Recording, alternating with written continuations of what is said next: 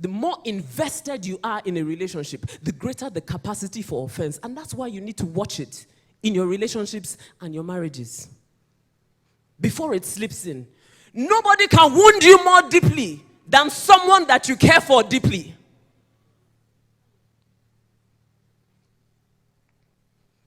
We place expectations on people, and we are offended when they fall below the level of the expectation that we placed upon them. If you look at this story, Martha received Jesus into her house, and she had a natural expectation of her sister, that her sister would care as much about the hospitality for Jesus and his entourage as she did. But her sister did not. Disappointed expectation.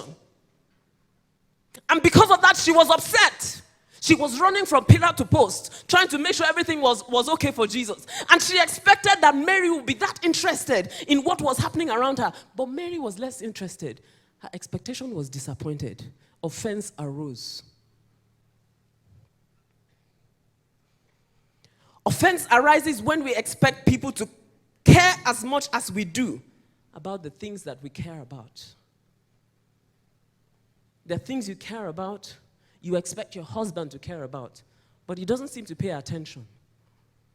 Or things you care about, you expect your wife to care about, but she doesn't seem to pay attention. Offense also arises when we expect people to protect our interests, but they don't do it the way we expect them to. You see, Martha felt that she had a legitimate expectation that even if her sister did not see her need for support, Jesus should have seen her need. But then she became disappointed with Jesus as well. Do you know something I've discovered? Offense is contagious. It is contagious. Have you ever had that kind of friend who maybe there are 3 of you in a friendship group. So because you are fighting with, they are fighting with one person, they expect you to fight with that person as well. In other words, if that person has become my enemy, they must become your enemy as well. Otherwise, I become your enemy. Does any of you have those friends? Or maybe you are the one. That's why you are quiet. Contagious offense. So Martha transferred her offense from Mary to Jesus. You see, one thing I've come to find is this: if you are easily offended by people, by men, it is not far behind that you'll be offended with God. It's not far behind. You see, can I tell you a truth? If your happiness in life is dependent upon how somebody, your spouse, your fiancé, your friend, your father, your mother, how somebody behaves to you, or whether or not they live up to your expectation, you will live a very miserable life. That's the truth. Because these people you're dealing with are human.